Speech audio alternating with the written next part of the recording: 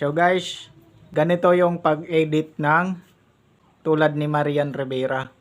So ayan, sample dance. Sige. Sige, 1, 2, 3, go. Da da da ba de ba de ba de ba de da ba de ba de ana ba de oh ba de. Una natin gagawin guys is punta tayo sa CapCut. So yun, nandito na tayo sa CapCut, new project. So hanapin natin yung video na i-edit natin. So medyo marami tayong take kanina kaya eto. So pipiliin natin yung kita yung mukha mga tol.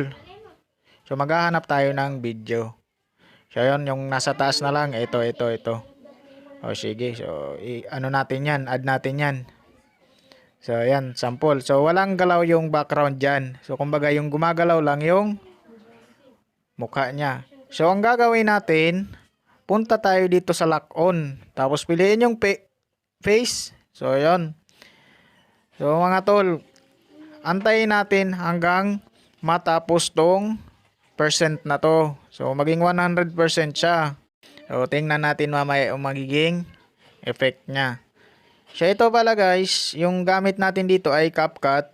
So naka-pro siya kaya hindi natin ma-export to. So ito naka-lock on. So sample guys. Kita nyo hindi gumagalaw yung face. Yung background lang niya yung gumagalaw. Go! Da da da ba de ba de ba de ba de da ba de ana ba de oh ba de